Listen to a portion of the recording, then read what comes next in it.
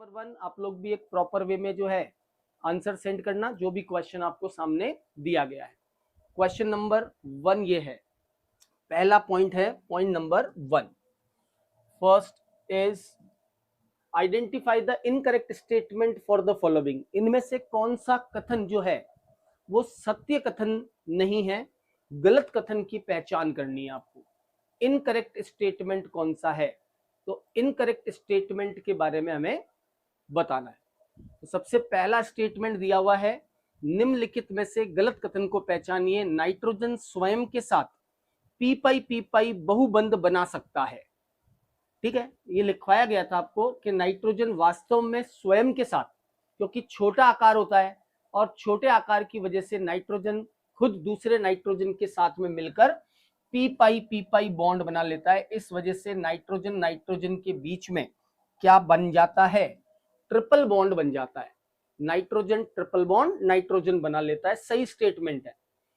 PC2H5 whole thrice, arsenic C6H5 whole thrice संक्रमण धातुओं के साथ डी पाई बंध बनाते हैं, मतलब ये लिगेंड की तरह काम करते हैं और करेंगे भी, क्योंकि संक्रमण धातु के साथ ये कॉम्प्लेक्स बनाएंगे। कारण क्या है, कारण है फास्फोरस और आर्सेनिक दोनों में ही, फास्फोरस और आर्सेनिक दोनों में ही क्या होता है, दोनों में ही वेकेंट डी ऑर्बिटल्स होते हैं, दोनों में ही रिक्त डी कक्षक होते हैं, वेकेंट डी ऑर्बिटल्स, खाली डी कक्षक दोनों में मौजूद होते हैं। तो ये भी काम सही है, ये भी काम होगा, यहाँ पे होगा। तीसरा स्टेटमेंट आपको दिया है, देखिएगा गलत बता रहा है कि सही बता रहा है भैया। तीसरा, फास्फोरस आर्सेनिक एंटीमनी में कैटेशन का गुण होता है, यानी कि जो है कार्बन में जो गुण होता है श्रृंखलन का, तो श्रृंखलन का गुण होता है, ये भी एकदम सही बात है। फास्फोरस आर्सेनिक और एंटीमनी में जो है कैटेनेशन की प्रॉपर्टी होती है। और लास्ट है, नाइट्रोजन ऑक्सीजन के साथ डी बंध बना सकता है। भैया ये गलत बात है, ना तो नाइट्रोजन के पास डी है, ना ऑक्सीजन के पास में डी है, तो नाइट्रोजन ऑक्सीजन के साथ में डी पाई बॉन्ड नहीं बना सकता है। करेक्ट। थर्ड स्टेटमेंट सही है ना। फास्फोरस P4 के रूप में, कैटेनेशन का मतलब होता है अपने ही दूसरे परमाणुओं के साथ जुड़कर बहुलक के रूप में रहना, कैटेनेशन होता है। तो फास्फोरस P4 बनाता है, आर्सेनिक P4 बनाता है, AS4 बनाता है, एंटीमनी बनाता है, नाइट्रोजन नहीं बनाता। नाइट्रोजन के अलावा फास्फोरस, आप यहाँ देखिए कैटेनेशन की प्रॉपर्टी के बारे में लिखा हुआ है ना, तो ये भी करेक्ट स्टेटमेंट है, लेकिन ये स्टेटमेंट सही नहीं है, डी पाई। हालांकि मेरे हिसाब से यहाँ कैटेनेशन से ज्यादा बढ़िया वर्ड था एलोट्रोपिज्म, अपर रूपता। नाइट्रोजन नहीं दर्शाता, लेकिन फास्फोरस आर्सेनिक और एंटीमनी में अपर रूपता का गुण होता है, तो कैटेनेशन से ज्यादा सही वर्ड, हालांकि ये भी सही है, कैटेनेशन का मतलब ये होता है आपस में जुड़ते रहना, तो P4 में भी आपस में जुड़ते हैं, लेकिन अगर इसकी जगह कोई सही वर्ड लिखना हो तो हम लिखते हैं इसकी जगह पे अपर रूपता दर्शाते हैं। करेक्ट, अपर रूपता दर्शाते हैं, डी जो ऑप्शन होगा वो आपका सही होगा। हाँ, अभी एकदम थोड़ा ठीक है, अभी थोड़ा रिलैक्स है, बट फिर भी यार गर्मी बहुत है, तुम लोग भी बहुत ध्यान रखो यार ना, क्योंकि मैं यहाँ क्या 3 बजे आ जाता हूँ तो बहुत धूप होती है, फिर मैं आप लोगों के लिए 1-2 रिकॉर्डिंग्स करवाता हूँ, जो टीजीटी स्पेशल बैच के कुछ टॉपिक्स जो सिलेबस में नहीं है, सिलेबस के बाहर के हैं, उन टॉपिक्स की कुछ रिकॉर्डिंग करवाता हूँ, जो मैं आज या कल आपको जो है प्रोवाइड करवा दूंगा बैच के अंदर।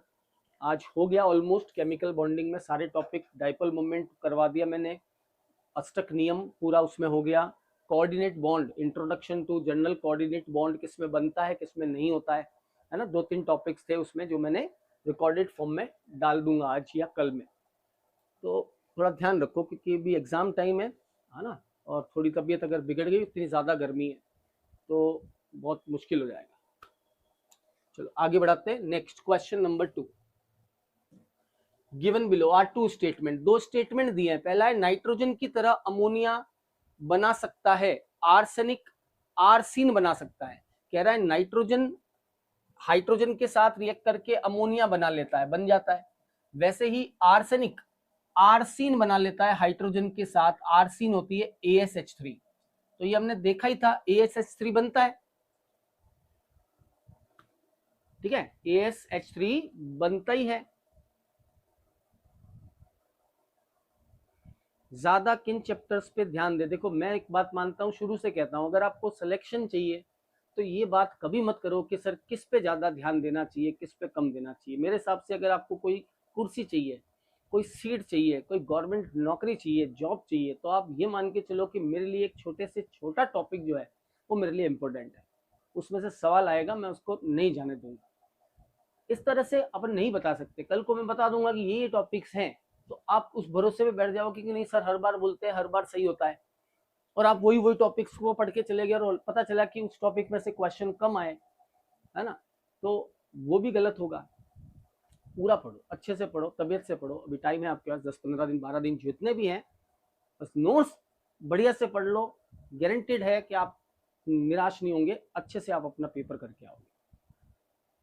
ठीक, आइए बोलो, बोलो भैया क्या आंसर होगा इसका। नाइट्रोजन अमोनिया बनाता है, आर्सेनिक आर्सिन बनाता है। ठीक है, आगे कथन दिया है एंटीमनी, एंटीमनी पेंटा ऑक्साइड बनाता है, नहीं बनाता है। एंटीमनी, एंटीमनी क्या होता है, Sb, nitrogen, phosphorus, arsenic, antimony और बिस्मथ। तो कह रहा है कि ये Sb2 है ना, Sb2 और Sb2O5 पेंटा ऑक्साइड, जैसे N2O5 बनता है वैसे N2 Sb2O5, और बिस्मिथ की बात करें तो Bi2O5। तो भैया बिस्मिथ का तो नहीं बनता, अक्रिय युग्म प्रभाव लग जाता है, बिस्मिथ में नहीं होता, अक्रिय युग्म प्रभाव लगता है, लेकिन यहां तक अक्रिय युग्म प्रभाव नहीं लगता है तो एंटीमनी पेंटा ऑक्साइड बनता है। Sb2O5 is possible, but Bi2O5 नहीं बनता, कारण अक्रिय युग्म प्रभाव।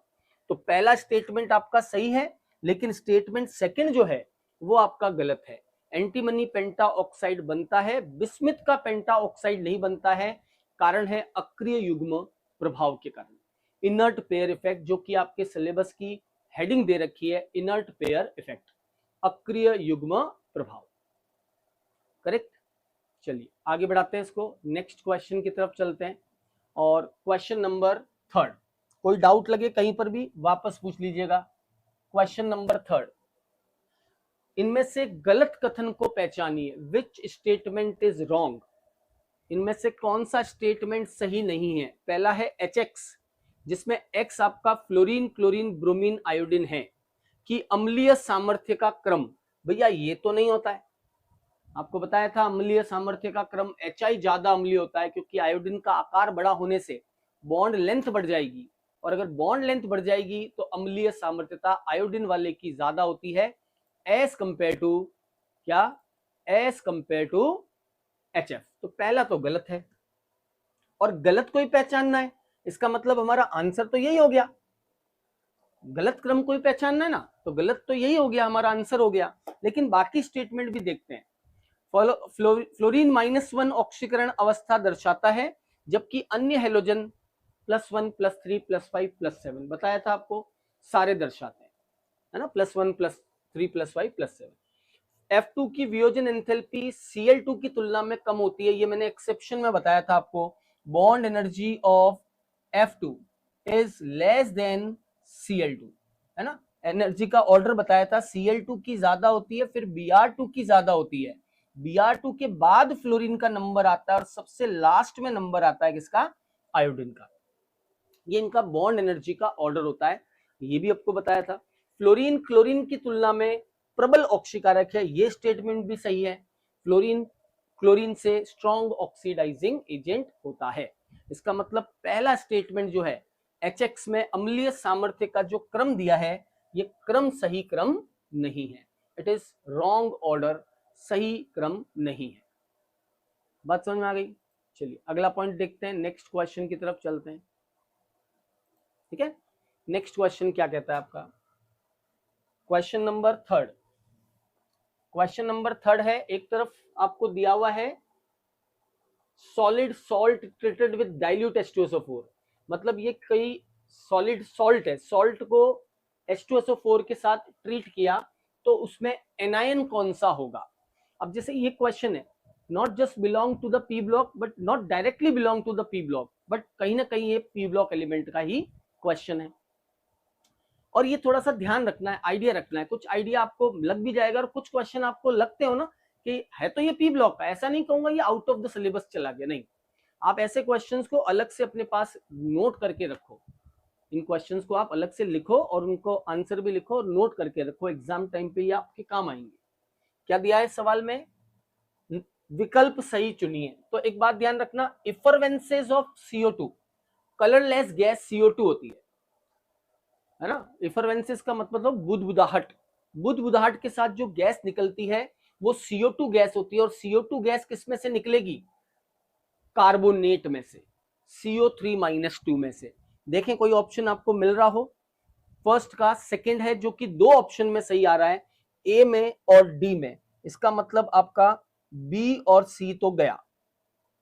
अब देखो बी में भी सेम आ रहा है थर्ड, सी में चेंज आ रहा है, तो सी देख लो, गैस विथ पंजेंट स्मेल, एक गैस जो बहुत ही तीक्ष्ण गंध वाली होती है, पंजेंट ऑड्योर है ना।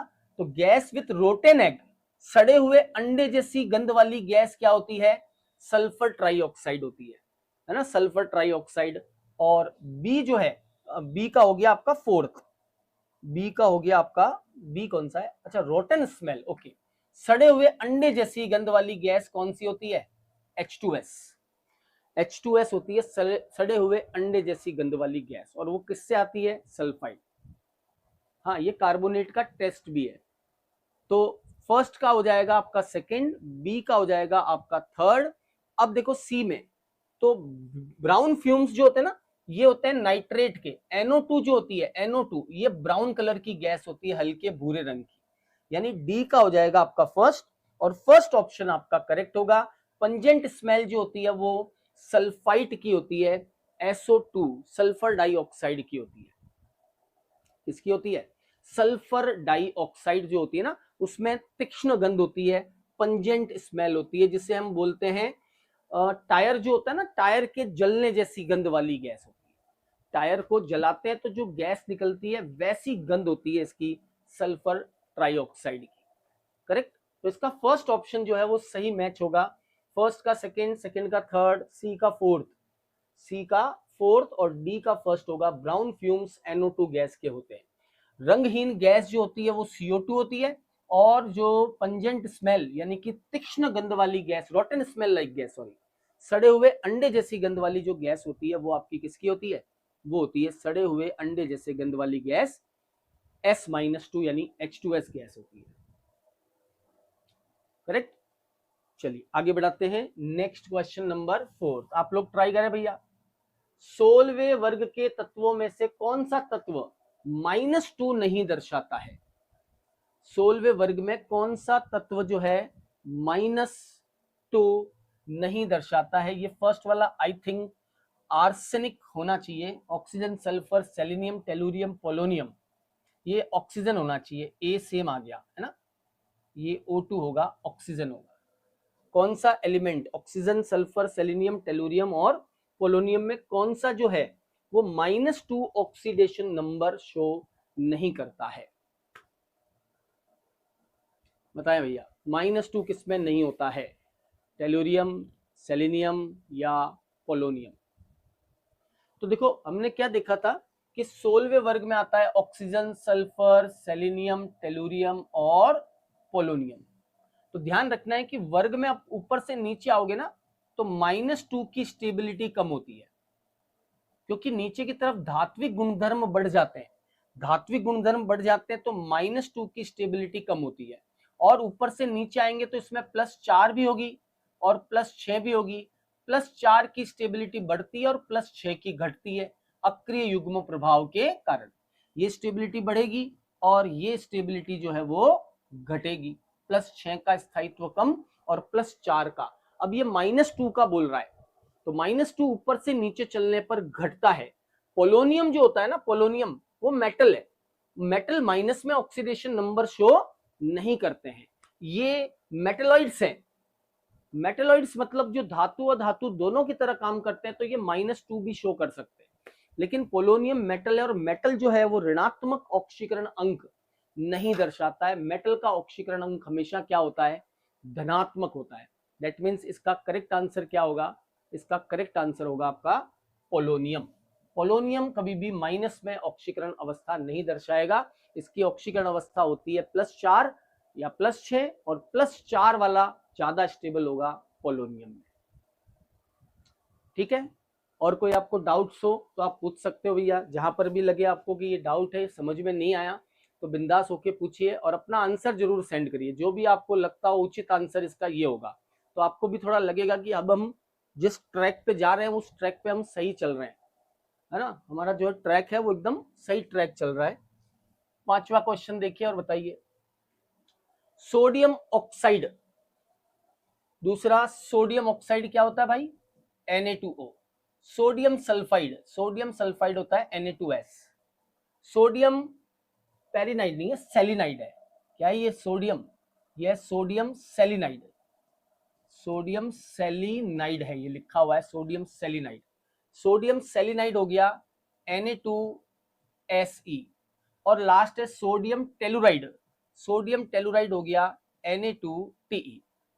ये कह रहा है कि इसकी पीएच जो है वो pH 1 है, इसकी जो pH है वो pH 2 है, इसकी जो pH है वो pH 3 है, और इसकी जो pH है वो pH 4 है। ठीक है, क्या है इसकी pH? pH 4 है। तो इनमें सही संबंध क्या होगा? बड़ा इंटरेस्टिंग क्वेश्चन है, अगर कोई सॉल्व कर पाए तो बताओ भैया सही आंसर क्या होगा? सही आंसर क्या होगा? अगर किसी ने सॉल्व किया हो इसका सही आंसर मुझे बताए क्या आएगा। बहुत बढ़िया सवाल है और ये आपका कॉन्सेप्ट क्लियर करने वाला क्वेश्चन।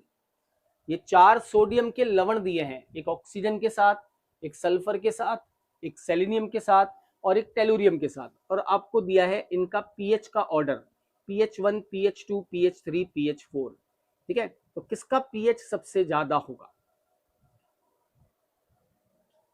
तो आप ये देखो कि ये बने हुए किससे हैं। जैसे Na2O किससे बनेगा? ये बनेगा NaOH से, और NaOH के साथ में क्या आएगा? NaOH के साथ में आएगा O का मतलब H2O। NaOH और H2O से मिलके बना है। दूसरा बना हुआ है NaOH के साथ में H2S। तीसरा बना हुआ है NaOH के साथ में, बड़ा प्यारा क्वेश्चन है, ध्यान दीजिएगा, NaOH के साथ में किससे बना हुआ है? H2Se। किससे बना है? H2Se। ठीक है, और ये बना है NaOH के साथ में किससे? H2Te से बना हुआ है। यही है, लवण है ना, तो वापस अम्ल और क्षार बना दिए मैंने, इन दोनों के एसिड बेस बना दिए। अब देखो NaOH तो क्षारीय है ही है, अब इनमें अम्लीयता का क्रम क्या होता है? ऊपर से नीचे चलने पर इनमें अम्लीयता बढ़ती है, ऊपर से नीचे चलने पर अम्लीय सामर्थ्यता बढ़ती है। तो जब अम्लीय सामर्थ्यता बढ़ेगी तो ये सबसे ज्यादा अम्लीय होगा, तो इसको ज्यादा उदासीन करेगा, इसका मतलब इसकी पीएच सबसे कम हो जाएगी, और ये दुर्बल अम्ल है। फर्स्ट वाला क्या है? दुर्बल अम्ल है। अगर दुर्बल अम्ल क्षार में जाएगा, दुर्बल अम्ल अगर क्षार में जाएगा तो पीएच को जो कमी लाएगा वो कम लेके आएगा, है ना। यानी कि सबसे बड़ी जो पीएच होगी वो होगी आपकी pH 1, फिर pH 2, फिर pH 3, और सबसे कम जो pH होगी वो होगी pH 4। क्योंकि हमें पता है NaOH तो है ही है, NaOH क्षार है, इसका मतलब मैं कह देता हूं चलो NaOH क्षार है, इसकी pH 8 है। अब उसमें से ये दुर्बल अम्ल है, ये घटेगा तो कम घटेगा ना उसमें से, तो अभी भी pH क्या रहेगी? ज्यादा रहेगी। बोलो भाई समझ में आया क्वेश्चन कैसे हुआ? हाँ हाँ, कोई तरह का दिक्कत हो या डाउट हो तो बिंदास होके वापस पूछ लीजिएगा। चलिए अगला सवाल देखते हैं। इस क्वेश्चन को देखना आप, अच्छा सवाल है। ये सॉल्ट थे, सॉल्ट क्या होते हैं? लवण। लवण क्या होते हैं? अम्ल और क्षार से बनते हैं। तो मैंने वापस क्षार और अम्ल अलग कर दिया। अब क्षार तो सेम है NaOH। अम्ल कौन सा प्रबल है? जो प्रबल होगा वो क्षार को ज्यादा उदासीन कर देगा, और ज्यादा उदासीन करेगा तो पीएच जो है कम हो जाएगी। करेक्ट। चलिए क्वेश्चन नंबर 6। निम्नलिखित अभिक्रिया में नाइट्रोजन के ऑक्सीकरण को किससे दर्शाया गया है? मतलब इसमें से कौन सी अभिक्रिया है जिसमें नाइट्रोजन का ऑक्सीकरण हो रहा है? इनमें से किसमें नाइट्रोजन का ऑक्सीकरण हो रहा है?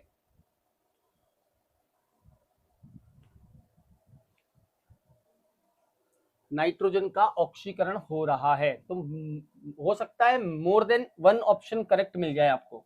ये तो ऑक्सीकरण ऑप्शन का है, यहाँ 0 है, यहाँ नाइट्रोजन का -3 है ना, ये 0 है, ऑक्सीजन का -3 है, ये NO3 -1 होना चाहिए, यहाँ NO3 -1 होना चाहिए। NO3 नाम की कोई चीज होती नहीं है, NO3 पे चार्ज होना चाहिए। क्यों? क्योंकि NO3 जो होता है ना, वो तो नाइट्रोजन का क्या है, ऑक्साइड है, और नाइट्रोजन की संयोजकता 5 ही नहीं होती, तो 6 कहां से कर दोगे? 5 भी ऑक्सीजन के साथ होती है, बाकी हेलोजन के साथ नहीं होती। इसका रिएक्शन एक बार, और रिएक्शन मतलब ये एसिड हो गया, ये बेस हो गया, ये उदासीन हो जाएगा, ये अपना H देगा, ये अपना OH देगा, ऐसे करके H2O निकल जाएगा, Na2S बन जाएगा, ये अपना H देगा, ये अपना OH देगा, Na2SC बन जाएगा। ये इस तरह से यही होगा H और OH से, है ना, इसके 2 मोल काम में आएंगे सब में ऐसे, क्योंकि वहां 2 H है। समझ आई बात? तो ये चीज थी इसमें, यही रिएक्शन है इनकी। चलिए बताइए, -3 गया भैया, -3 में जाने का मतलब तो क्या होता है, अपचयन। यहां देखो N2O4 में नाइट्रोजन +4 है, और NO2 में भी नाइट्रोजन क्या है, +4 है, तो यहां कुछ हुआ ही नहीं, रेडॉक्स ही नहीं है। NO3- यहां नाइट्रोजन +5 है, और यहां पर भी नाइट्रोजन +5 है, तो यहां पर भी कुछ नहीं होगा। NO3- से N2O5 का बनना, दोनों तरफ नाइट्रोजन +5 है, तो नहीं होगा, ये भी सी भी नहीं होगा। हाँ, डी आप देख सकते हो, यहाँ पे नाइट्रोजन +4 है, और यहाँ पे नाइट्रोजन +5 है। +4 से +5 का होना, ये कहलाता है भैया ऑक्सीडेशन, या ऑक्सीकरण। इसको हम ऑक्सीडेशन कह सकते हैं, या ऑक्सीकरण कह सकते हैं। NO2 से NO3- का बनना ऑक्सीकरण है।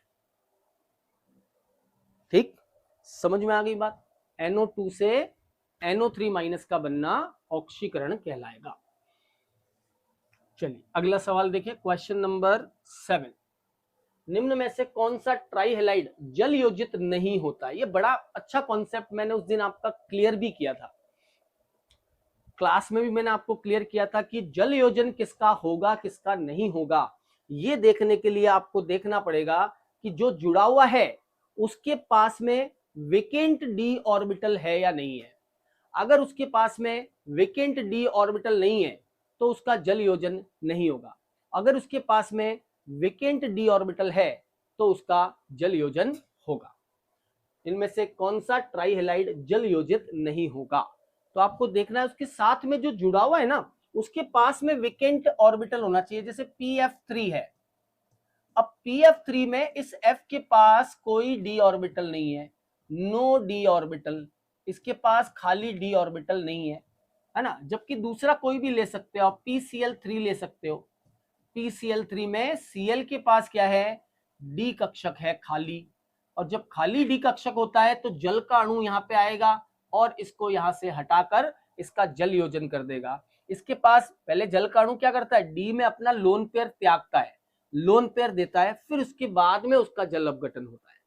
तो PF3 जो है उसका जल अपघटन संभव ही नहीं है, क्योंकि फ्लोरीन के पास रिक्त डी कक्षक नहीं है।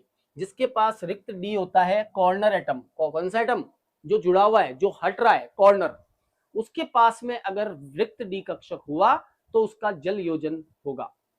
या फिर सेंट्रल एटम जो है उसके पास भी डी ऑर्बिटल होना चाहिए, अगर उसके पास डी ऑर्बिटल है तो जल योजन होगा। PF5 का जल योजन इसलिए भी नहीं होता है क्योंकि PF5 में PF बॉन्ड बहुत स्ट्रांग होता है, PF बॉन्ड प्रबल बंद होता है। दोनों का ही देखते हैं, सेंट्रल एटम का भी हो सकता है या पेरिफेरल एटम का भी हो सकता है। सेंट्रल और पेरिफेरल दोनों का हो सकता है। जैसे यहाँ फास्फोरस के पास में वेकेंट डी ऑर्बिटल है, वेकेंट डी ऑर्बिटल है, लेकिन इस PF बंद की बंद ऊर्जा बहुत ज्यादा होती है, ये आसानी से अलग नहीं हो सकता, बंद ऊर्जा बहुत ज्यादा होती है। और ऊपर से नीचे जा रहे हो आप, Cl आ रहा है, बंद लंबाई बढ़ रही है, बंद ऊर्जा कम हो रही है, तो आसानी से टूट जाएगा, जल का अणु उसको आसानी से जल योजित कर देगा। जैसे CCl4 है, अब CCl4 का नहीं होता है जल अपघटन। सर क्लोरीन के पास तो D है, फिर जल अपघटन क्यों नहीं होता है? उसकी बंद लंबाई ज्यादा है, CCl बॉन्ड है, आराम से टूट जाएगा। CF 4 का नहीं होगा, CF4 का भी नहीं होगा, CCl4 का भी नहीं होता है, लेकिन P जो है Cl के अलावा नीचे SiCl4 का होता है। ये मैंने आपको क्लास में भी लिखवाया था। SiCl4 का जल अपघटन होता है, CCl4 का नहीं, है ना। तो वेकेंट ऑर्बिटल्स होने से वो वाटर मॉलिक्यूल के साथ इंटरेक्ट करते हैं, वाटर मॉलिक्यूल अपना पहले लोन पेयर वहां पे रिलीज करता है, फिर वहां से दूसरा आइटम हटता है। अभी इसमें केंद्रीय परमाणु में सबके पास लोन पेयर है, केंद्रीय परमाणु में सबके पास ही लोन पेयर मौजूद है। लोन पेयर मतलब जो है विकेंट डी ऑर्बिटल सब में मौजूद है, और विकेंट डी ऑर्बिटल मौजूद है, लेकिन पीएफ बंध बहुत छोटा होता है। उसको तोड़ने के लिए, अलग करने के लिए फ्लोरीन को और फास्फोरस को, वाटर को बहुत ज्यादा एनर्जी चाहिएगी, तो इसका जल अपघटन नहीं होगा, जल योजन नहीं होगा, हाइड्रोलाइज्ड। क्वेश्चन नंबर 8 मैच करिएगा भैया। कॉलम में कुछ दिया हुआ है, कॉलम में कुछ दिया हुआ है। क्या दिया हुआ है? कॉलम फर्स्ट में दिए हुए हैं अंतर हैलोजन यौगिक, और कॉलम सेकंड में दिए हुए हैं उनके शेप। आपको इनको मैच करना है। तो इंटर हैलोजन कंपाउंड्स मैंने आपको पढ़ाया था, और ये मैच द कॉलम का सवाल है। इंटर हैलोजन कंपाउंड्स, जिन्हें हम बोलते हैं हिंदी में अंतर हैलोजन यौगिक। और अंतर हैलोजन यौगिक में आपको कुछ कंपाउंड्स दे रखे हैं, इनको आपस में हमें मैच करना है। मैच द कॉलम टाइप का क्वेश्चन है। तो बोलो भैया, x x x x dash, जैसे कि ICl, और ICl कैसा होगा? ICl होगा लीनियर, दो ही तो परमाणु है, कैसे जुड़ेंगे? रेखीय रूप से जुड़ेंगे। इसका मतलब ICl जो होगा वो आपका रेखीय होगा, लीनियर होगा, रेखीय होगा या लीनियर होगा। तो पहले वाले का ऑप्शन हो जाएगा आपका ए का थर्ड। ए का थर्ड किस में आ रहा है? फर्स्ट और सेकंड में आ रहा है, तो इन दो को भूल जाइए अभी आप। अब फर्स्ट और सेकंड में अमोनिया का हाइड्रोलाइसिस नहीं होता, अमोनिया घुल जाता है। देखो, घुलना अलग होता है, जल अपघटन अलग होता है। जल अपघटन चीज अलग होती है। जल अपघटन का मतलब वो पानी में जाके वो अणु टूट जाता है। जैसे NaCl को पानी में डालोगे तो Na+ अलग हो जाएगा, Cl- अलग हो जाएगा, उसको बोलते हैं जल अपघटन। पानी के अणु उसको घेर लेते हैं, जल अपघटन हो गया वो। अमोनिया तो पानी में जाएगा तो पानी के साथ हाइड्रोजन बॉन्ड बना के पानी में घुल जाएगा। ऐसे थोड़ी होगा NH2 अलग होगा, H+ अलग हो गया, ऐसे नहीं होगा ना। गुल्ला अलग होता है, जल योजन अलग चीज होती है। हाइड्रोलाइसिस और जो है डिसोल्यूशन, दोनों अलग अलग चीज है।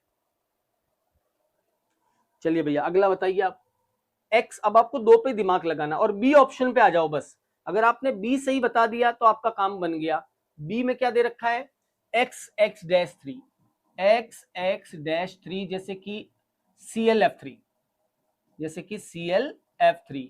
और ClF3 में हमें पता है 3 सिग्मा बंध है और 2 लोन पेयर हैं। 3 सिग्मा बंध 2 लोन पेयर का मतलब sp3d होता है ये, और sp3d होने के साथ इसका शेप जो होता है वो टी शेप का होता है। टी शेप मॉलिक्यूल कौन सा है? तो ये आ गया आपका टी शेप। करेक्ट, यानी कि सेकंड का ऑप्शन आपका फर्स्ट होगा, और फर्स्ट होगा तो आपका करेक्ट आंसर क्या हो गया? That is B is your correct answer. Match the column type question का करने का तरीका यही होता है जो मैं आपको बता रहा हूं, बेस्ट तरीका है। नहीं तो आप चारों में दिमाग लगाते रह जाओगे। पहला ऑप्शन देखो, कोई एक ऑप्शन देख लो चारों में से, ABCD में से, जो आपको सही नजर आ रहा है एकदम 100%, और उसके आगे देख लो कि वो कहीं दूसरी तीसरी जगह पे तो और तो नहीं आ रहा। उससे आपके 2 ऑप्शन 3 ऑप्शन ऐसे ही खट जाएंगे, एक ही बचेगा कभी कभी तो, और कभी कभी 2 बचेंगे, तब किसी दूसरे ऑप्शन पे हमें दिमाग लगाना पड़ेगा। तो इसका करेक्ट आंसर क्या होगा? B is your right answer. Match the column में बी आएगा। फिर भी मैं आपको बता दूं, ये X-5 जो होता है ये स्क्वायर पिरामिडल होता है, एक लोन पेयर और 5 सिग्मा बंध, और ये जो होता है ये पेंटागोनल बाई पिरामिडल होता है। XX-7 पेंटागोनल बाई पिरामिडल होता है। तो सी का हो जाएगा फोर्थ और डी का हो जाएगा आपका सेकेंड। क्लियर? चलिए अगला सवाल बताइए। POX3 में P परमाणु किस प्रकार के बहुल बंधक दर्शाता है? मतलब किस प्रकार का मल्टीपल बॉन्डिंग, किस तरह का मल्टीपल बॉन्डिंग शो करता है? मल्टीपल बॉन्डिंग का मतलब है ना, डबल बॉन्ड या ट्रिपल बॉन्ड जो बन रहा है POX3 ये होता है। P double bond O X X और X। ये कह रहा है ये जो डबल बॉन्ड बन रहा है ये किस तरह का डबल बॉन्ड है, क्या ये P पाई है, या क्या ये P पाई D पाई है, या क्या ये D पाई है, या नन ऑफ दीज, इनमें से कोई नहीं। POX3 में P डबल बॉन्ड O किस प्रकार का बॉन्ड है? तो देखो यहाँ फॉस्फोरस का संकरण क्या है भैया, फॉस्फोरस का संकरण sp3 है। sp3 का मतलब फॉस्फोरस के पास एक भी P कक्षक खाली नहीं है, फॉस्फोरस का P एक भी खाली नहीं है, करेक्ट। और ऑक्सीजन जो है उसके पास D होता नहीं, ऑक्सीजन के पास क्या है, भरा हुआ P कक्षक है, इसके पास P कक्षक है जो कि भरा हुआ है जिसमें लोन पेयर है, और इसके पास क्या है, खाली D है, खाली D कक्षक है ना। तो फॉस्फोरस अपना खाली D यूज कर लेगा, ऑक्सीजन अपना भरा हुआ P यूज कर लेगा, और बॉन्ड बन जाएगा ये P पाई D पाई। कौन से तरह का बॉन्ड बन जाएगा, P पाई D पाई बंद बन जाएगा इन दोनों के बीच में। तो इसका जो करेक्ट ऑप्शन होगा वो आपका होगा सी, क्वेश्चन नंबर 9। बोलिए भैया, सबको समझ में आया कि नहीं आया ये बताओ, है ना। मेरे साथ में तुक्के नहीं लगाने, जैसे मेरे आंसर आए फिर आपका आए, तुक्के नहीं लगाने, आपने को खुद को सॉल्व करना है, खुद को कॉन्सेप्ट क्लियर करने हैं। ऐसे खूब क्वेश्चन आपको मिल जाएंगे कि किसमें P पाई D पाई है, किसमें D पाई। तो आप पहले संकरण देखो, अगर मान लो यहाँ पर मैं कह दूं ये चीज नहीं होती और यहाँ फॉस्फोरस की जगह मान लो कोई दूसरा होता, जैसे सपोज दैट यहाँ पे मैं नाइट्रोजन ले लेता हूँ, है ना, और कोई ऐसा कंपाउंड है नाइट्रोजन डबल बॉन्ड ऑक्सीजन और एक Cl लगा हुआ है, NOCl टाइप का कोई कंपाउंड है, मान लो ये इसके पास है लोन पेयर, इस टाइप का कोई कंपाउंड है ना। तो अब अपने को ये देखना पड़ेगा कि ये डबल बॉन्ड कैसे बना है, ये डबल बॉन्ड कैसे बना है। तो देखो ना तो इसके पास D है ना इसके पास D है, तो D पाई तो बन ही नहीं सकता। हाँ, इसके पास भरा हुआ P है, इसके पास भी भरा हुआ P है ना। नाइट्रोजन के पास क्या है, एक लोन पेयर, एक खाली P है और एक लोन पेयर है। तो जो इसका खाली P कक्षक है वो इसके साथ में क्या करेगा, बॉन्ड बना लेगा और उससे बन जाएगा P पाई बॉन्ड। sp3 संकरण हो गया ना यहाँ, तो P तो कोई रहा ही नहीं बीच में, इसके पास P तो खाली नहीं था। अगर यहाँ sp2 होता तो ये अपना P और ये अपना P यूज करता और बॉन्ड बनाता P पाई बॉन्ड, बट अभी जो बॉन्ड बनेगा वो बनेगा P पाई D pi bond. Question number 10, P4O6 में कितने PO बंद और कितने एकल युग्म उपस्थित है। एकल युग्म का मतलब है lone pair and PO single bond कितने, हाउ मेनी PO बॉन्ड। तो ये क्वेश्चन आप अपनी नोटबुक में नोट करिएगा, जहां हमने P ब्लॉक खत्म किया था वहां पे इस क्वेश्चन को भी रखिएगा। मैं आपको स्ट्रक्चर बता देता हूं P4O10 की भी और P4O6 की भी। ये स्ट्रक्चर होती है भैया P4O10 और P4O6 की। POP बॉन्ड्स होते हैं इस तरह से, ये होता है P4 double bond O double bond O double bond O और डबल बॉन्ड, ठीक है। डबल बॉन्ड O नहीं होता, बीच में बॉन्ड होता, POP बॉन्ड्स कुछ ऐसा होता है। ये तो P4O10 हो गया, ये होता है बीच में ऐसे दो POP बॉन्ड होते हैं, POP एक यहाँ पर भी होता है POP। बोलो कितने हो गए ऑक्सीजन, 3 और 3 6। ये होता है P4O6, ठीक, इसको बोलते हैं P4O6। और अगर ऑक्सीजन पे और डबल बॉन्ड लगा देंगे ना फॉस्फोरस पे, तो बन जाएगा P4O10। ये होता है P4O10, oxygen phosphorus oxygen, oxygen phosphorus oxygen, बीच में बॉन्ड होता है POP बॉन्ड कुछ इस तरह से, और इस पर होता है double bond O double bond O double bond O और डबल बॉन्ड O। इसको बोलते हैं P4O10। ये दोनों स्ट्रक्चर्स आप बना के रख लेना। हालांकि कंपाउंड्स हैं, ये कंपाउंड्स हमारे सिलेबस का पार्ट नहीं है, बट फिर भी इन दो को याद रखना। ये काफी कंपटीशन एग्जाम में जो है पूछे जा चुके हैं कि इनका सही स्ट्रक्चर क्या होगा, P4O10 का या फिर P4O6 का। तो ये हो गया आपका P4O6। बताओ भैया कितने इलेक्ट्रॉन युग्म है, तो एक फॉस्फोरस पे है, 2 ऑक्सीजन पे है, इस पर भी ऑक्सीजन पे 2 है, फॉस्फोरस पे 1 है, ऑक्सीजन पे 2 है, फॉस्फोरस पे 1 है, ऑक्सीजन पे 2 है, फॉस्फोरस पे 1 है, ऑक्सीजन पे 2 है, फॉस्फोरस पे 1 है। ये हो गया P4O6। इसका मतलब 6 ऑक्सीजन तो हो गया, कितना 12। कितने एकल युग्म उपस्थित है? एकल युग्म मतलब how many lone pair respected are present in P4O6। ठीक है, तो पहले पीओपी गिन लीजिए कितने हुए। ये हो गया 1 पीओ बॉन्ड, ये 2 3 4 5 6 7 8 9 10 11 12। तो 12 तो क्या है इसमें पीओ बंद है। और लोन पेयर कितने हो गए? ऑक्सीजन कितने हैं? 6 दूनी 12 और फॉस्फोरस है 4, तो 12 और 4 16। तो मतलब लोन पेयर कितने हो गए? 16 लोन पेयर हो गए। कितने हो गए? 16। तो पीओपी बंद होंगे 12 और लोन पेयर हो जाएंगे आपके 16। सी ऑप्शन आपका करेक्ट होगा। इसमें 12 पीओ बंद है, 12 पीओ बंद है और लोन पेयर का जो नंबर है वो आपका टोटल 16 लोन पेयर है। बोलो भैया, बात समझ में आई? हाँ, ये चीजें ध्यान रखनी है। और कितने पीओपी बॉन्ड अगर ये पूछ लेता कि इसमें पीओपी बॉन्ड कितने हैं, तो देखो 1 2 3 4, एक बीच में 5 और एक 6। 6 बॉन्ड कौन से होंगे? पीओपी बॉन्ड होंगे। कितने पीओपी बॉन्ड है? इसमें 6 पीओपी बॉन्ड मौजूद है। 6 POP bonds are present. Clear? चलिए अगला क्वेश्चन देख लीजिए, क्वेश्चन नंबर 11। और इन दोनों स्ट्रक्चर को जो जो मैं बता रहा हूं वो आप ड्रॉ जरूर करना अपनी कॉपी के अंदर, जहां पे आपने पी ब्लॉक कंप्लीट किया है वहां पे इन स्ट्रक्चर्स को बना के रखना। ठीक है, P4O10 और दूसरा P4O6। अगला सवाल देखिए, द्रव अमोनिया का उपयोग प्रशीतकों के रूप में किया जाता है। Liquid ammonia use as refrigerator. Refrigerator में हम इसका यूज क्यों करते हैं द्रव अमोनिया का? क्योंकि इसका डाइपोल मोमेंट ज्यादा होता है? नहीं। जल में अत्यधिक घुलनशील है? नहीं, है ना। प्रशीतक।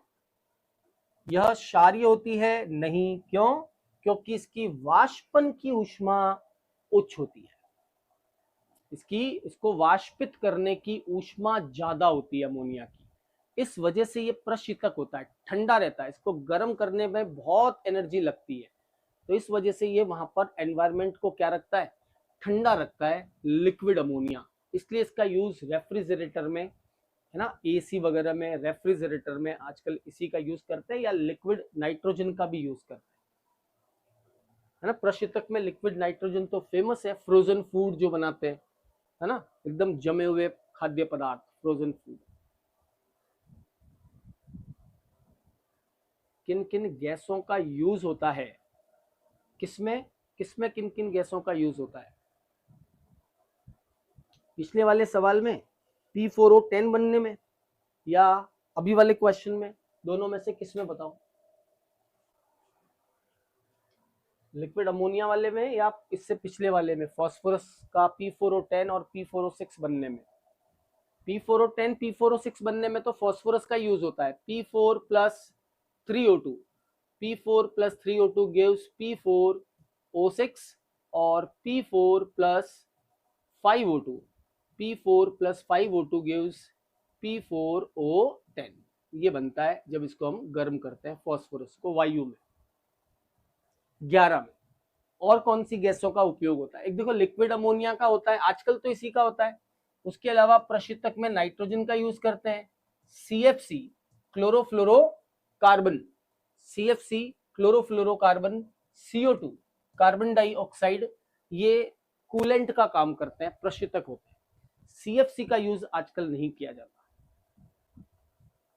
ठीक है, CFC का यूज आजकल नहीं किया जाता क्योंकि ये ओजोन परत का अपक्षय का कारण बनता है। Number 12, red phosphorus is less reactive than yellow. कह रहा है लाल फॉस्फोरस पीले फॉस्फोरस से कम क्रियाशील क्यों होता है? लाल फॉस्फोरस पीले फॉस्फोरस की तुलना में कम क्रियाशील क्यों होता है? लिखवाया था आपको, इसका रंग लाल है इसलिए नहीं, या उच्च बहुलीकृत है ये, उच्च बहुलीकृत होता है। हाईली क्या होता है, पॉलीमराइज होता है, बताया था आपको मैंने। एक तो ये होता है, ये बहुत ज्यादा तनाव वाला होता है, कौन, ये P4, P4 व्हाइट कह दो या P4 येलो कह दो, इसमें तनाव ज्यादा होता है, इसमें तनाव ज्यादा होता है, इस वजह से लेस रिएक्टिव होता है, मोर रिएक्टिव होता है। मोर स्ट्रेंथ तो ये क्या होगा, मोर रिएक्टिव। लेकिन उसमें मैंने आपको बताया था कि बहुलक के रूप में रहता है। बहुलक में कैसे, बीच में एक बंध कमजोर हो जाता है, टूट जाता है, जिससे ये पॉलीमर की फॉर्म में रहता है, ऐसे आगे से आगे पॉलीमेरिक फॉर्म में रहता है, इस तरीके से, है ना, इस तरीके से पॉलीमेरिक फॉर्म में। इसकी वजह से इसकी रिएक्टिविटी जो है वो कम हो जाती है। तो करेक्ट आंसर हो जाएगा इसका सेकेंड।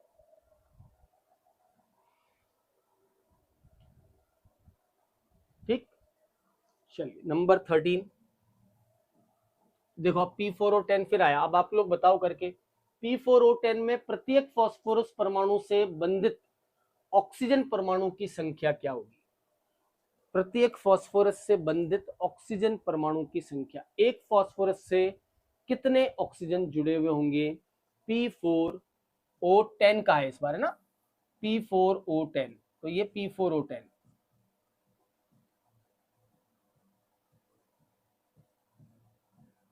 ये आपका P4O10 हो गया। Double bond, double bond, double bond और डबल बॉन्ड। कहा जा रहा है कि एक से कितने जुड़े हुए रहेंगे, मतलब P4O10 में एक फास्फोरस जो है उससे कितने ऑक्सीजन जुड़े हुए हैं। तो आपको दिख रहा होगा साफ साफ, एक फास्फोरस से 1, 2, 3 और 4 ऑक्सीजन परमाणु जुड़े हुए हैं। एक फास्फोरस के साथ कितने ऑक्सीजन जुड़े हुए हैं, 4 ऑक्सीजन के परमाणु जुड़े हुए हैं। करेक्ट, एक के साथ 4 एटम जुड़े हुए हैं, 4 परमाणु जुड़े हुए हैं। अगला क्वेश्चन देखिए, क्वेश्चन नंबर 14, N2O3, ये नाइट्रोजन का ऑक्साइड है एक, कौन सा है, N2O3। ये कह रहा है कि भैया N2O3 क्या होता है, अम्लीय होता है। यस, नाइट्रोजन के ऑक्साइड जो है वो अम्लीय होते हैं, अधातुओं के ऑक्साइड अम्लीय होते हैं। तो ये दोनों तो आपके गए काम से, ये दोनों ऑप्शन तो आपके गए काम से, क्योंकि एक कह रहा उदासीन, एक कह रहा क्षारीय, नहीं अम्लीय होते हैं। दूसरा, अम्लीय ऑक्साइड है और HNO2 का एनहाइड्राइड है। यस, ये HNO2 का एनहाइड्राइड है। एनहाइड्राइड क्या होते हैं सर, जैसे ये एक HNO2 है, एक HNO2 और है, दो HNO2 में से जब गर्म करने पर एक जल काणु निकल जाएगा तो बन जाएगा N2O3। एक जल काणु निकलेगा तो बन जाता है N2O3, उसे हम एनहाइड्राइड बोलते हैं।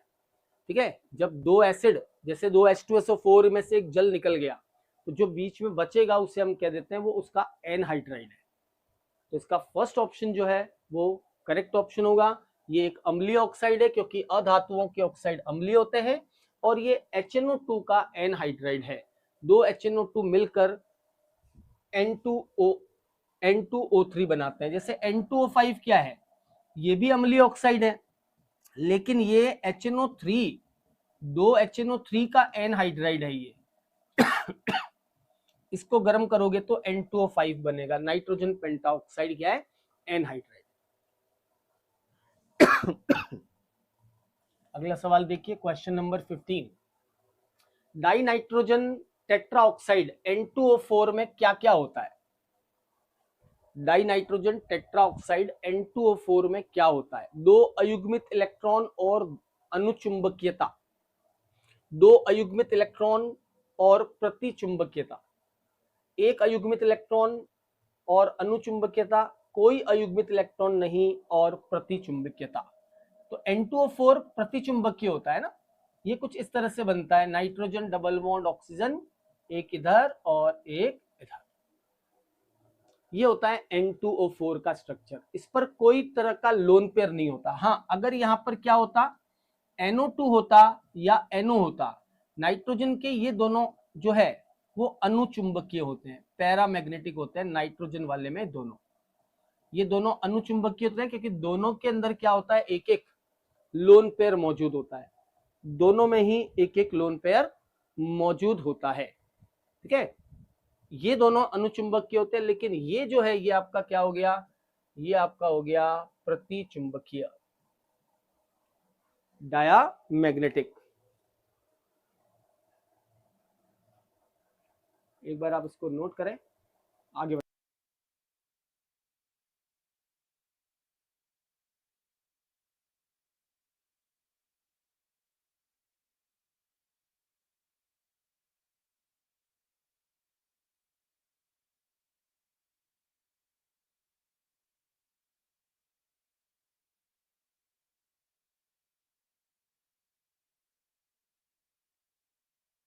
इसको और कुछ क्वेश्चंस और हैं, सारे डिस्कस करते हैं।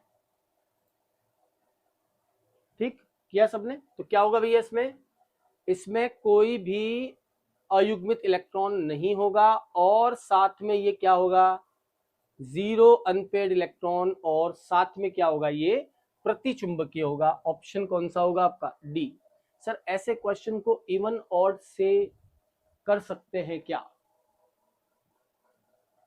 मैग्नेटिक बिहेवियर कैसे देखते हैं कंपाउंड्स में, बना के देखो आप, उसके आगे पीछे के बॉन्ड देखो आप, फिर देखो कि अनपेड इलेक्ट्रॉन है कि नहीं है। अगर अनपेड नहीं है तो प्रति, जैसे NO2 है, अब नाइट्रोजन में हमें पता है 5 होते हैं, नाइट्रोजन के अंदर कितने इलेक्ट्रॉन होते हैं, 5 होते हैं, और वो 5 इलेक्ट्रॉन कहाँ चले गए, 4 कहाँ चले गए, 4 इसमें से चले गए ऑक्सीजन के पास, तो पीछे नाइट्रोजन पर 1 इलेक्ट्रॉन बच गया। अगर ऐसा कहीं सिंगल रहता है तो अनुचुंबकीय है, नहीं तो प्रतिचुंबकीय है। बात समझ में आ गई? हाँ, इवन नंबर ऑड नंबर वही है, एक ही बात है। अगर इवन नंबर हो तो प्रतिचुंबकीय, ऑड नंबर हो तो अनुचुंबकीय। चलिए अगला सवाल है क्वेश्चन नंबर 16। गलत कथन कौन सा है? ठोस PCl5 का अस्तित्व चतुष्फलकीय और अष्टफलकीय के रूप में रहता है। ये बात सही है। क्या होता है, PCl5 जब सॉलिड होता है ना, तब क्या होता है, PCl5 सॉलिड एक्चुअल में 2 भागों में रहता है। एक रहता है PCl4 प्लस में और एक रहता है PCl6 माइनस में, है ना। ये दो ठोस रूप में, द्रव में तो PCl5 ही रहेगा, ठोस अवस्था में PCl4 प्लस और PCl6 माइनस में रहता है। ठोस PBr3 जो है वो PBr4 प्लस Br, ये PBr3 नहीं होगा, PBr5 होगा। ठीक है, मैं 5 कर देता हूं उसको, PBr5 होगा यहाँ पे, PBr5, ये PBr5 है। और ये भी एकदम सही है, क्योंकि PBr5 जो होता है वो PBr4 प्लस और Br माइनस के रूप में रहता है जब वो ठोस अवस्था में होता है, जब वो सॉलिड फॉर्म में होता है। ये भी आप नोट कर सकते हो। ठोस N2O5 NO2 प्लस और NO3 माइनस के रूप में रहता है, ये भी सही बात है। N2O5 जो होता है वो NO2 प्लस और NO2 माइनस रूप में रहता है जब वो सॉलिड होता है। फास्फोरस के ऑक्साइड P2O3 और P2O5 का अस्तित्व एकलक के रूप में होता है। कह रहा है कि खाली मोनोमेरिक फॉर्म में रहते हैं P2O5 और P2O3, ऐसा नहीं होता है, ये पॉलीमेरिक फॉर्म में होते हैं, पॉलीमर्स की फॉर्म में रहते हैं। ये क्या होते हैं, पॉलीमेरिक फॉर्म में रहते हैं P2O3 और P2O5। फास्फोरस का पेंटा ऑक्साइड और फास्फोरस का ट्राई ऑक्साइड जो है ये पॉलीमेरिक फॉर्म में होता है, आगे से आगे जुड़ता चला जाता है। ठीक है, बट अपने को इसके बारे में ध्यान नहीं दिया, बट ये 3 स्टेटमेंट जरूर ध्यान रखना, ठोस PCl5, ठोस PBr3 और ठोस N2O5 किस किस रूपों में रहते हैं, इन 3 रूपों में ये रहते हैं। चलिए अगला क्वेश्चन देख लेते हैं, question number 17। PCl3 react with water, कह रहा है PCl3 पानी के साथ रिएक्शन करेगा तो क्या बनाएगा। जो क्वेश्चन मैं आपको क्लियरली बताऊं, आपको लगते हैं ये है सब P ब्लॉक के, क्योंकि P ब्लॉक अनंत है, हमारे लिया हुआ है जनरल प्रॉपर्टीज। जो क्वेश्चन आपको इनमें लगते हैं कि ये अलग क्वेश्चन हैं, उनको आप जहां P ब्लॉक हमने खत्म किया था वहां पे अगर जगह ना हो तो एक पेपर पे सॉल्व करके, पेपर पे लिख के वहां पे पेस्ट कर देना, ताकि पढ़ते वक्त वापस आप इन क्वेश्चन को देख सको। तो ध्यान रखना, जब इसकी रिएक्शन होती है ना तो POCl3 बनता है, ये POCl3 बनाता है और साथ में HCl बनाता है, और जो HCl बनता है इसकी वजह से वायु में श्वेत धूम्र बनते हैं।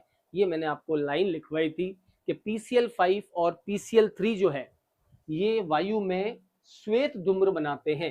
कारण वायु में ये क्या बना लेते हैं, PCl3 और PCl5 POCl3 बना लेते हैं, और POCl3 बनने के साथ में PCl3 है क्या, तो POCl3 नहीं बनेगा, PCl5 होगा तो POCl3 है ना, PCl5 में बनेगा POCl3 और HCl, और अगर PCl3 है तो भी पानी के साथ रिएक्शन करेगा तो बनेगा H3PO3 और HCl।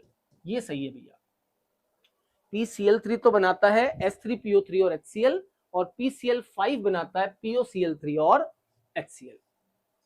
बात समझ आ गई, हाँ POCl3 और HCl बनाता है। चलिए अगला सवाल देखें, नेक्स्ट क्वेश्चन की तरफ बढ़ते हैं। Question number 18, the correct order of decreasing acidic strength of oxy acids of group 15 element. 15वें वर्ग के तत्वों के ऑक्सी अम्लों की अम्लीय सामर्थ्य का घटता हुआ क्रम क्या होगा। तो ऑक्सी अम्लों की अम्लीय सामर्थ्यता हमेशा ध्यान रखिएगा ऊपर से नीचे चलने पर क्या होती है, बढ़ती है। ऑक्सी अम्ल, ऐसा तो अल्कोहल में बस वही रिएक्शन है, अल्कोहल में भी ऐसा ही होता है, बस वही रिएक्शन है। PCl5 की अल्कोहल के साथ रिएक्शन करवाओगे RCl साथ में बनेगा, और यहाँ RCl नहीं बनता है, बस ये फर्क है, यहाँ RCl नहीं बनता है। तो ध्यान रखना ऊपर से नीचे चलने पर घटती है, सबसे प्रबल ऊपर से नीचे चलने पर बढ़ती है। तो सबसे प्रबल जो होगा H3PO4 H3PO4 SB HNO3, नहीं, घटता क्रम बताना है ना अपने को। 15वें वर्ग के तत्वों के ऑक्सी अम्लों की अम्लीय सामर्थ्यता, तो ऑक्सी अम्ल जैसे नाइट्रोजन का ऑक्सी अम्ल हो गया OH, ये हो गया डबल बॉन्ड हो, और ये हो गया सिंगल बॉन्ड कोऑर्डिनेट बॉन्ड हो, है ना। तो H3PO4 फिर H3, ये नहीं आएगा, HNO3 फिर H3PO4 फिर H3ASHO, हाँ ये हो जाएगा, ये आपका करेक्ट हो जाएगा। सबसे प्रबल होता है HNO3, वो हाइड्राइड्स में होता है, हाइड्राइड्स में जैसे NH3 PH3 इसमें चलते हैं ऊपर से नीचे तो अम्लीय सामर्थ्यता बढ़ती है, बट ऑक्सी अम्लों में ऊपर से नीचे चलने पर अम्लीय सामर्थ्यता घटती है। ऑक्सी अम्लों में ऊपर से नीचे चलने पर अम्लीय सामर्थ्यता घटती है। नाइट्रिक अम्ल सबसे प्रबल होता है, उसके बाद फॉस्फोरिक अम्ल, उसके बाद आर्सेनिक अम्ल, और उसके बाद एंटीमेनिक अम्ल। ये इनका क्रम होता है सही क्रम। तो सी ऑप्शन जो है वो आपका सही होगा। अगर ये NH3PH3 वाला होता ना, NH3PH3 वाला होता तो NH3 कम होता है अम्लीय, PH3 ज्यादा होता है, फिर नाइट्रोजन फॉस्फोरस आर्सेनिक और ज्यादा होता है, फिर एंटीमनी और ज्यादा होता है। ये होता है हाइड्राइड में, और ये होता है ऑक्सी एसिड्स में अम्लीयता का क्रम। चलिए question number 19, which of the following oxides of nitrogen is neutral. निम्न में से नाइट्रोजन का कौन सा ऑक्साइड उदासीन है। तो ये मैंने ऑक्साइड्स में लिखवाया था, NO और N2O दोनों उदासीन ऑक्साइड होते हैं। कौन कौन, NO और N2O दोनों ही उदासीन ऑक्साइड होते हैं। करेक्ट आंसर हो जाएगा इसका डी, N2O एंड NO ये दोनों ऑक्साइड कैसे होते हैं, उदासीन ऑक्साइड होते हैं। उसके अलावा पानी और CO, पानी और CO मतलब कार्बन मोनोऑक्साइड भी उदासीन ऑक्साइड होता है। बाकी सभी नाइट्रोजन के ऑक्साइड अम्लीय होते हैं। क्वेश्चन नंबर 20 कह रहा है नाइट्रोजन N2 बनता है परंतु P2 नहीं बनता, परंतु P2 नहीं बनता, P1 के रूप में ही रहता है या P4 के रूप में लेता है, एग्जिस्ट एज P4 के रूप में रहता है। ऐसा क्यों होता है, तो वही कारण, नाइट्रोजन का छोटा आकार होता है, P बॉन्ड आराम से बना लेगा, और P बॉन्ड आराम से बना लेगा तो क्या हो जाएगा, प्रबल P बॉन्ड या बहुल्य बंध सरलता से बनाता है। N2 बनाता है परंतु फॉस्फोरस P2, तो इसमें क्या होगा, फॉस्फोरस परमाणुओं के मध्य त्रिबंध होता है, नहीं है ना। P बंध दुर्बल होता है, नहीं। किसमें कह रहा है, फॉस्फोरस नहीं, क्या कह रहा है, किंतु फॉस्फोरस P2 नहीं बनता परंतु P4 के रूप में अपना अस्तित्व रखता है। क्यों, क्योंकि फॉस्फोरस में P बंध दुर्बल होता है। फॉस्फोरस में P बॉन्ड जो होता है वो वीकर बॉन्ड होता है, दुर्बल बंध होता है, दूरी बढ़ जाती है। बीच में डिस्टेंस बढ़ जाती है और डिस्टेंस बढ़ जाने से बॉन्ड फॉर्मेशन सही रूप से नहीं होता। पी पाई प्रबल बंध, ये पूछा फास्फोरस के विषय में है, नाइट्रोजन के विषय में नहीं पूछा है। कह रहा है नाइट्रोजन तो बनाता है लेकिन फास्फोरस P4 में रहता है, P2 में नहीं रहता। क्यों? क्योंकि फास्फोरस के मध्य त्रिबंध होता है। गलत हो गया है ना। ये लिखा ना, रीजन फॉर दिस इज, इसके लिए क्या कारण है। तो फास्फोरस के बारे में बताना है कि फास्फोरस में पी पाई बॉन्डिंग जो है वो वीकर बॉन्डिंग होती है, थोड़ा दुर्बल बंध होता है पी पाई बॉन्ड। करेक्ट। चलिए अगला सवाल देखते हैं। नेक्स्ट क्वेश्चन क्या है ऑन जो है पी ब्लॉक एलिमेंट्स में। एक और देखते हैं क्वेश्चन क्या है। तो क्वेश्चन दिया भैया यहाँ पे 21 लिखा है, यौगिक ए और बी, दो यौगिक हैं ए और बी, जो कि HCl के साथ अलग अलग अभिक्रिया करने पर YZ बनाते हैं। कह रहा है यौगिक ए है और HCl के साथ अभिक्रिया करके Y, और यौगिक बी है वो HCl के साथ अभिक्रिया करके Z गैस बनाता है। Y अम्लीय डाइक्रोमेट को हरा कर देती है। इसमें डाइक्रोमेट मिलाते हैं ना K2Cr2O7, तो ये हरा रंग का हो जाता है।